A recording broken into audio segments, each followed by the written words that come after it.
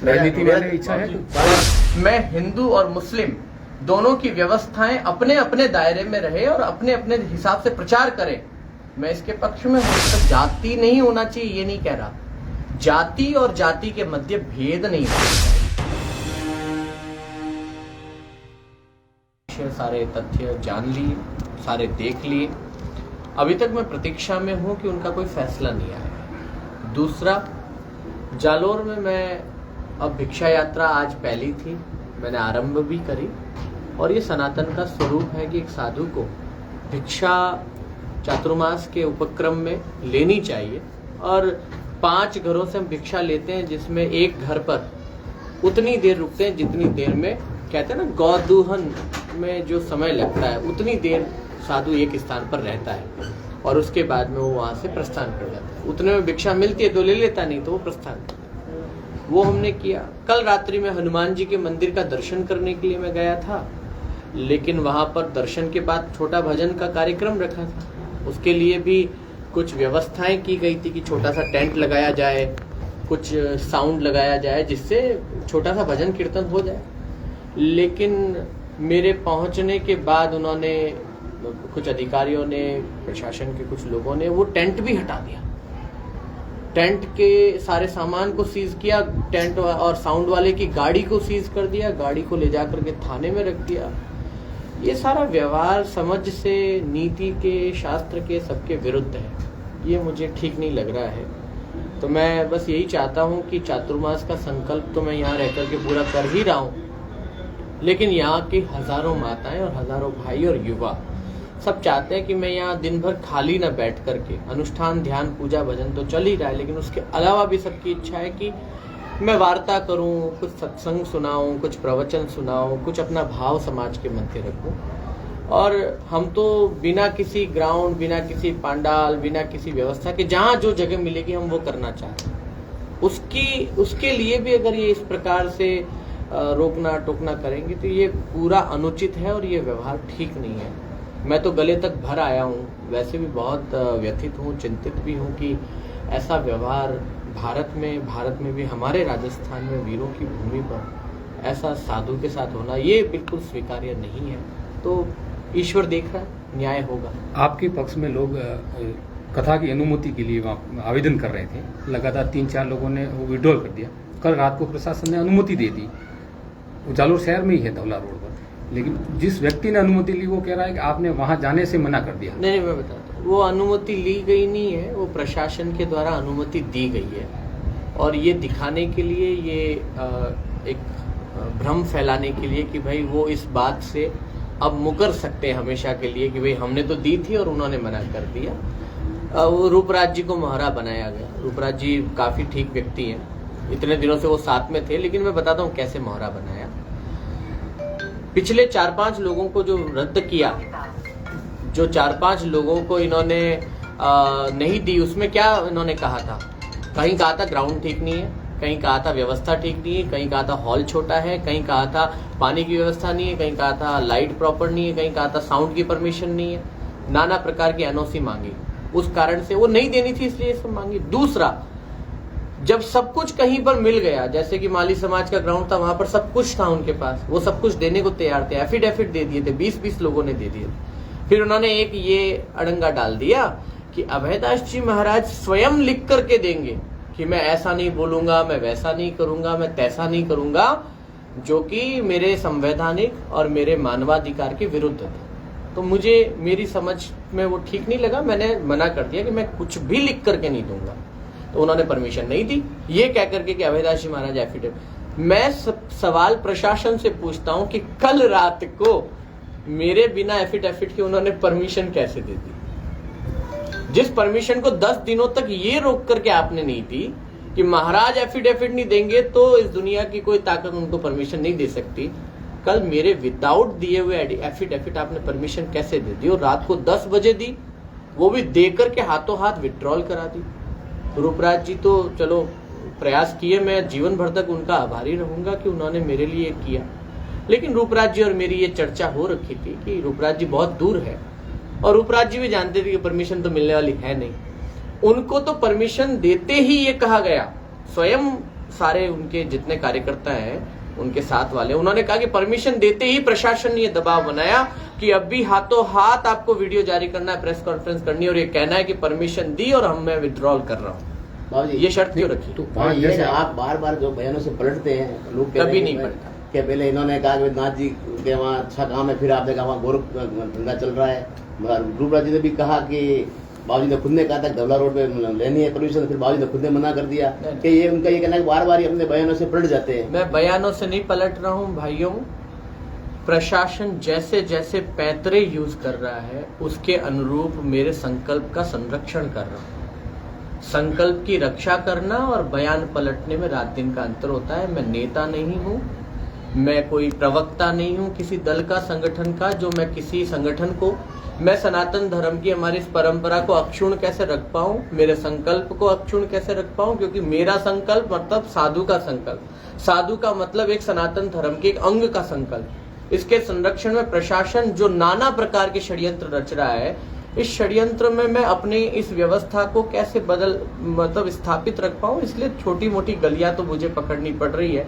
I accepted. मैं चौड़े धाड़े भी आ सकता था, लेकिन मैंने बताया अगर आता तो हो सकता था मेरे जो शिष्य हैं, भक्त हैं, सनातनी हैं, उन पर डंडे पड़ते। मैं अब ये बार बार करवाना नहीं चाहता। एक ये बात है कि जब आप लगातार कथा कर रहे थे, जिस 18 तारीख को आप भैरसा माता मंदिर दर्शन के लिए जाने वाले थे और उसको लेकर वहाँ जो मजार है उसमें भी आपने बयान दिया, उस समय आपको प्रशासन रोक रहा था, जाने नहीं दे रहा था, तो आप उस चीज को मतलब कैंसिल भी कर सकते थे कि भाई प्रशासन जाने नहीं दे रहा तो हम सिर्फ कथा करेंगे यहाँ रहकर 8 तारीख तक। नहीं, ये फिर ऐसा वो आपने जबरदस्ती क्यों की? जबरदस्ती इसलिए की कि हमारी हठ धर्मिता इस बात को लेकर के थी कि आप हमको मंदिर दर्शन से नहीं रोक सकते।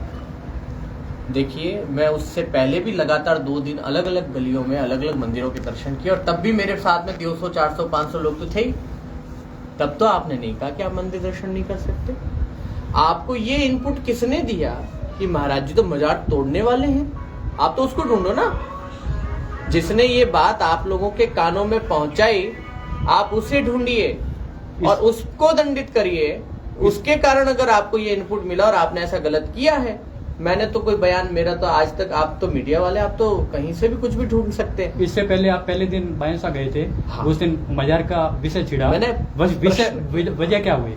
नहीं, वजह यही हुई कि भैरसा माता जी मंदिर की सीढ़ी पे ही, पहली सीढ़ी पर पैर रखते हैं और लेफ्ट में मजार थी। मजार कितने समय से, ये आपको पता नहीं था? मजार जहाँ तक मुझे जानकारी है 20-25 सालों से पुरानी।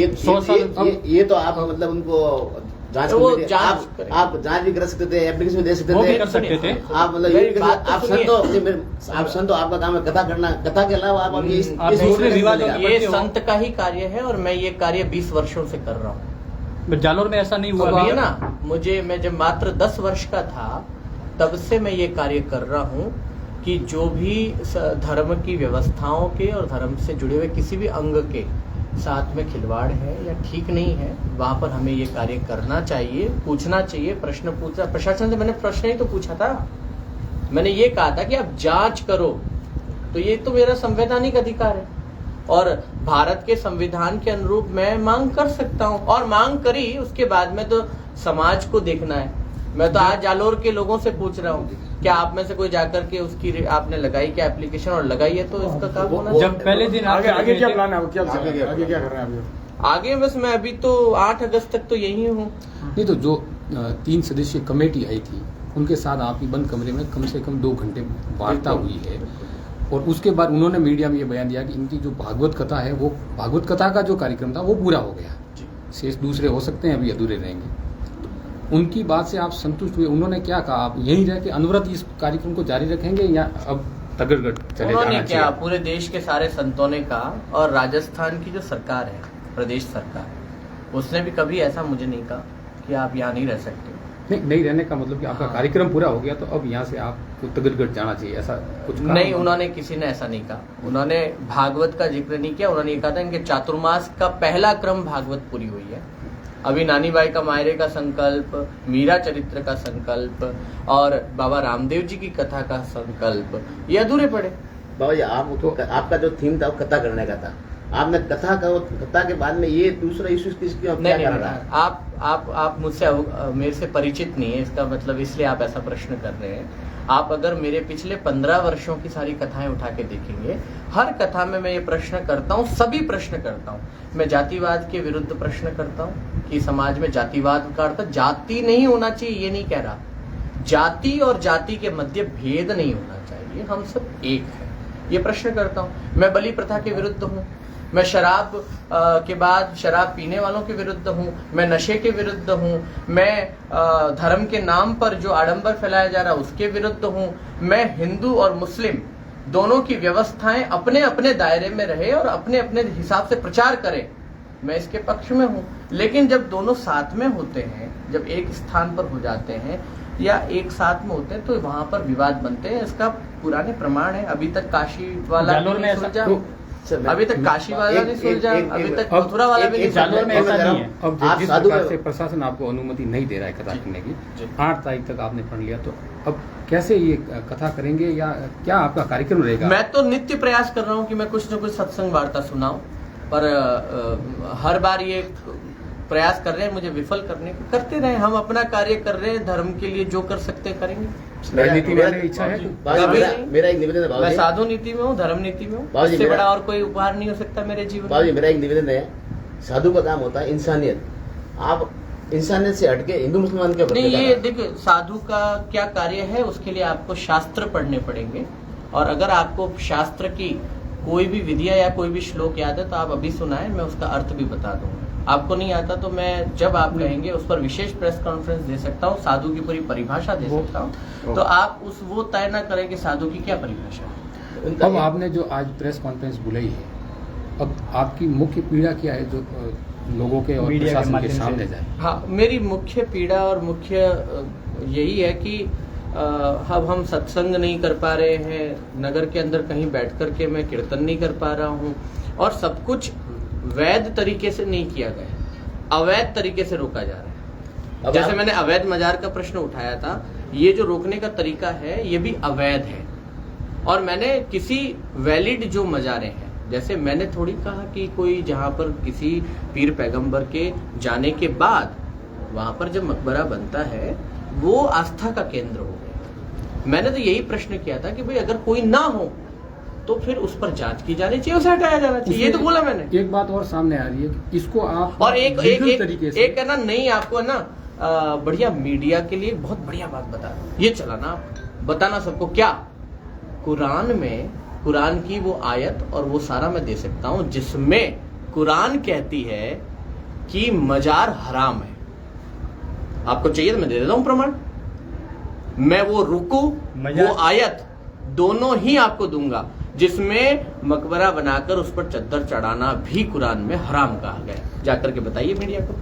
पूजा नहीं कर एक सकते बात यार। ये भी सामने आ रही है क्योंकि ये जो आपने मुद्दा उठाया मजार और इसका आप लीगल तरीके से कलेक्टर जाके ज्ञापन लोगों के साथ में ये भी कर सकते थे। नहीं, ये करने की तो अभी स्थिति नहीं आने दी ना, सांस तो लेने देवे ये लोग, मुझे लेने दे, खुद ले ले। मैं आप जिस दिन होगा, आप भी तो थोड़ा धैर्य रखते नहीं गुरुजी। नहीं, ऐसे नहीं।